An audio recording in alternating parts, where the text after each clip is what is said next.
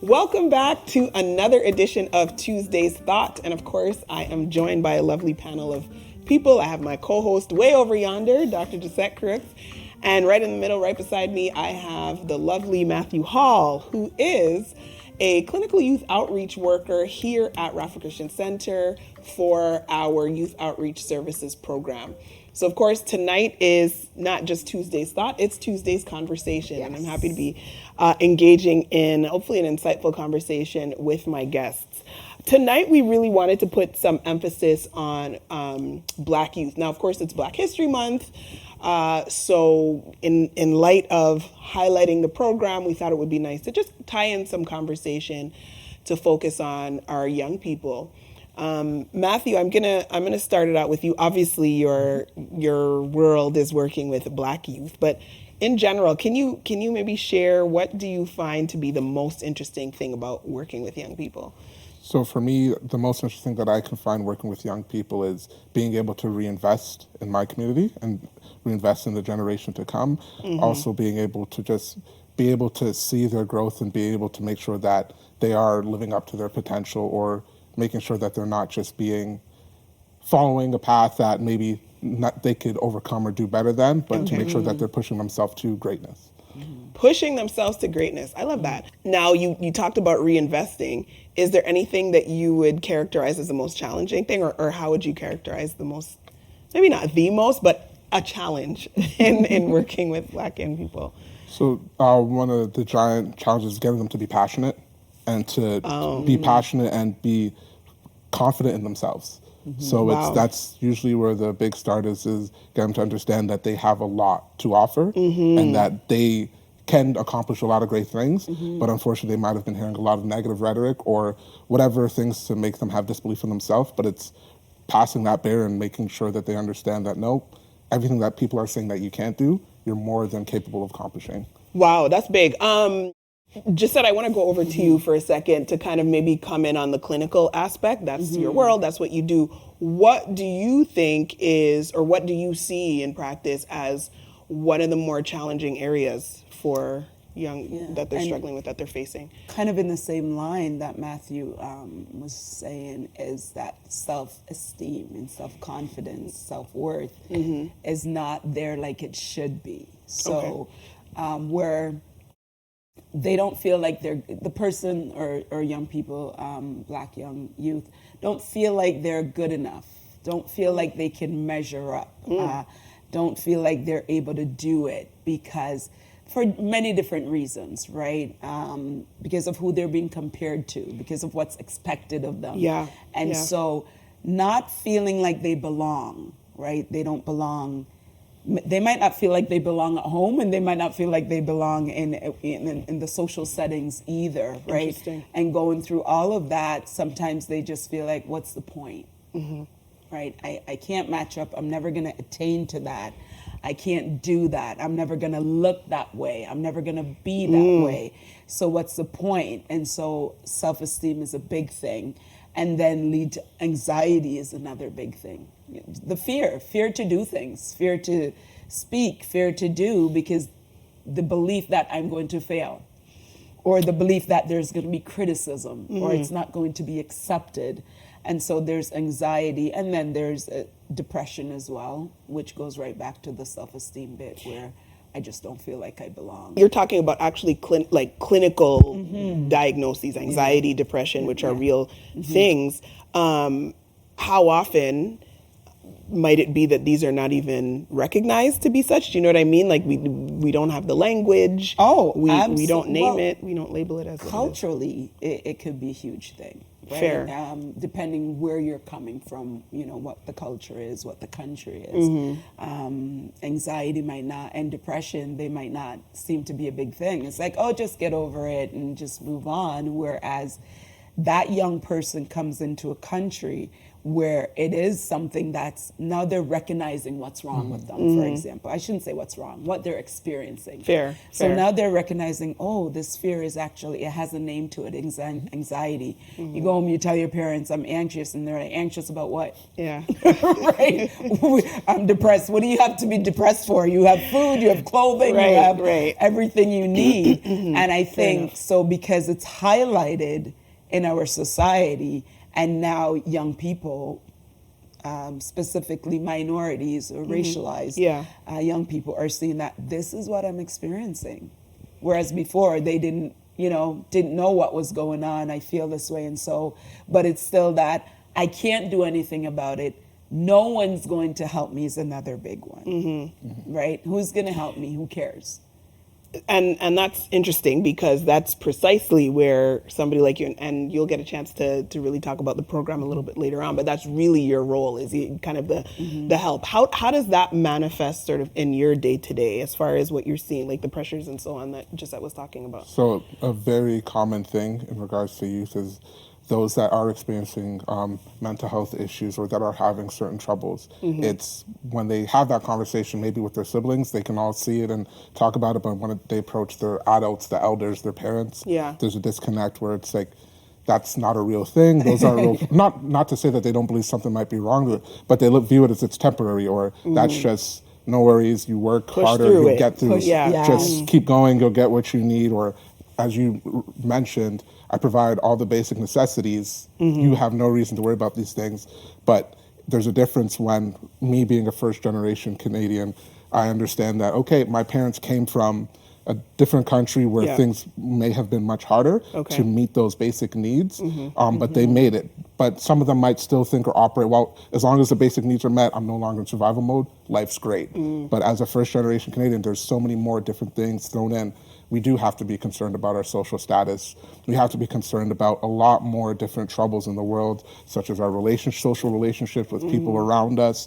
Are we meeting our parents' expectations? Are we meeting our ancestors' expectations, the elders?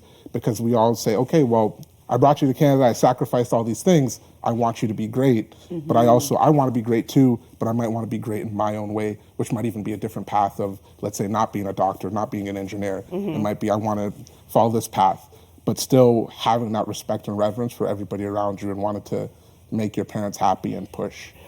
And even like I appreciate that as kind of being the internal sort of framework, but even externally, our young people, it's no secret, it's crazy out there in these streets, as they say, and the pressures that face you just even in the school, walking perhaps in certain neighborhoods, and the pressure to achieve, when there's, a highly competitive market and there's only so many spots and you maybe lack the exposure, don't have the connections and that kind of thing. Like I can see a bunch of different sort of angles of pressure sort of coming at them. But you raise an interesting point, just talking about parents, and I wouldn't mind hearing from both of you on, in light of the fact that we know youth really are struggling in many circumstances, even ones who are, dare I say, who have all the external sort of signs of doing well in school, on the debate club or whatever clubs are doing, just excelling,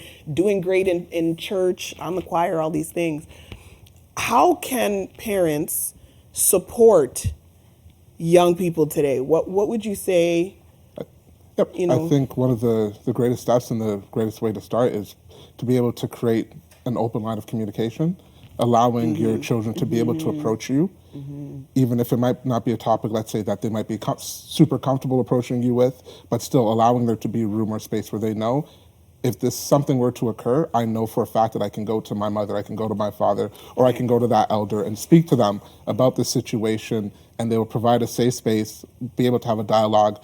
Their first reaction won't be anger or judgment or how to fix the problem, but they'll really listen, allow that youth to feel heard and understand. Even if you don't agree, you don't have to agree with everything you hear. That's a good point. Co-sign everything. That's good. But allowing them to understand that you're a human being, you're individual. You control yourself. However, there's a reason why you have people around you that have already lived this life. It's wisdom. And to take, and it's very good to learn from people who've already been through it. They've trod the beaten path. Exactly. There's a reason why, you know, experience matters, wisdom matters, but also understanding that this is also a youth and you might not have all the information or always make the right choices, but allowing them to grow, giving them room to grow, speak and communicate. They might fail, they might succeed, but always letting them know that you will be there to support them in the end. Absolutely. What might you say? Absolutely. I'm the openness and communication. For that young person to be able to come to you and say, this is happening, and not have that fear that not just verbal judgment, but you know, whatever other judgment might come along with it, right? And so that's very important, I think, for parents to allow their children to speak and feel comfortable speaking to you, whether it's good or bad, whatever that topic is, because you'd rather your child come to you and say, this is what I'm experiencing, and then you can talk to whoever and guide them, where then they go to the friends and say, this is what I'm, and you know, in the culturally you hear that all the time. You know, they go to the friends and the friends say, hey, do this, which might not be the best decision. So being open-minded and know that, as Matthew was saying, mental health issues is real, okay? It is real, and you can be physically well, and I say this all the time with clients or presentations, if your mental health is not okay, it doesn't matter how good the physical is doing, right? If your mental health is not okay, you're not going to be able to achieve to the maximum. So we do need to have, you know, good mental health. And one of that is, I feel like I can trust someone to go and speak to them about my situation, whatever that situation is. It might not always be parents, but it might be an you know, older sibling. It might be the pastor. It might be anyone. Is to have that and to know that. Guess what? And my, you know, I might be biased, but you guys know this. Therapy is okay.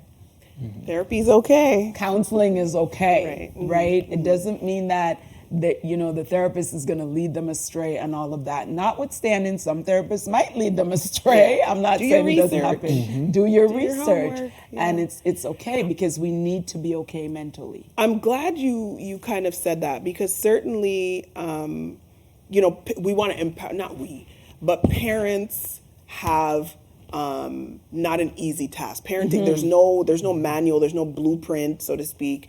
Every child is different, circumstances are different, and so on. So if and when a child, to your point about creating a safe space, first of all, being a listening ear, and creating a safe space for that information to land, it's okay if that parent doesn't have the answer or feels that they don't have the tools, are not equipped to maybe necessarily navigate what it is that the child has told them. I think that's, like, to your point, it's the first point is to actually listen and hear and recognize, you know what, if I'm not equipped for this, beyond just saying, you know, I hear, I understand, let's go pray, which is necessary, absolutely necessary. It's okay to kind of recognize maybe I need some reinforcement or to get some tools. Absolutely. I may not even have the language. Like they're telling me this and I think I'm processing, I'm understanding, but I don't know how to articulate a response or verbalize it in a way that kind of matches what they're going through. Yes, it's absolutely. Okay. It's Which okay works to get some perfect help. with the program. And I think, right? And a great segue. Right. A great segue, Matthew. To Why don't you take a couple of minutes? Shameless plug. I did want to say, though, one of the things that that constantly occurs when we go to events and we're working at events is hearing parents, especially, again, parents that are immigrated, have come to Canada, hearing them say, wow, I didn't know that this was even a resource that was offered. I didn't know that this was something that was offered. So tell the people, let's not keep them in suspense any longer. Give us a little bit of an overview. Tell us about the Youth Outreach Services Program and the service that you provide. Rapha Youth Outreach Services is a community outreach program, and it allows us to connect with Black youth in the community and allows us to help integrate them, make sure they're integrated into the community, allows them to be able to access different resources within the community. We provide short-term counseling for youth that are looking for it and that are in need of that. We provide support systems. We help parents as well, connect them to different resources in the community, agencies that might provide specific help for issues that they might be facing that they wouldn't know otherwise. So being able to have this network where we can directly connect them and advocate on their behalf as well. So a big thing that we do often is advocate, whether it's advocating to the school boards for Black parents that have youth that might have specific situations where they don't have the means or they don't know how to navigate the systems that are used, where it can be a very difficult thing. For a parent, it can be daunting, especially if, let's say, English isn't their first language, and if they're having their children fill out these forms, it can become a problem. So there's a lot of different ways where we step in. We act as a bridging service. We like to fill in the gap and connect our youth to every resource that's applicable to them. Awesome. I like that imagery. So it's a bridge to connect the youth to the service that you've identified that they particularly need. What if I'm not really sure? Let's say I'm a youth.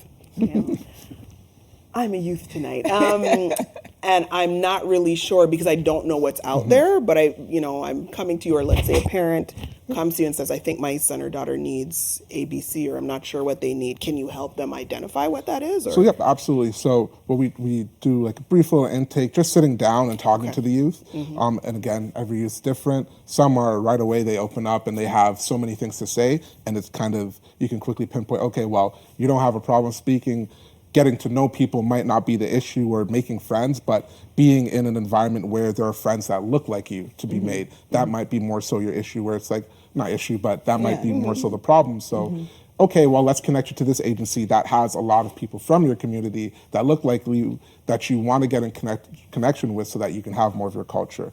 Then there's sometimes, if a youth that doesn't want to speak, it's that breaking down those barriers, talking and allowing them to express themselves. Also speaking to parents. Parents will always let you know what they think might be, oh, this is the issue, this is the issue. And good, in talking to them, that's fine, but in talking to the youth, you might realize it definitely, I can see why you might think this is the issue, but in reality, no, they're struggling with these things, but they don't feel comfortable enough coming to you and talking about that. Or because you come from a different generation, you don't grasp as much or as well how impactful Instagram can be, for example. A lot of our youth look to Instagram and say, okay, well, that's the standard, not realizing that's the people that are posting those standards don't even maintain those standards, but they can't see that themselves. And it's being able to just navigate and slowly bring them to that process of showing them, okay, these are all the other options, all the other doors available. It's not just that one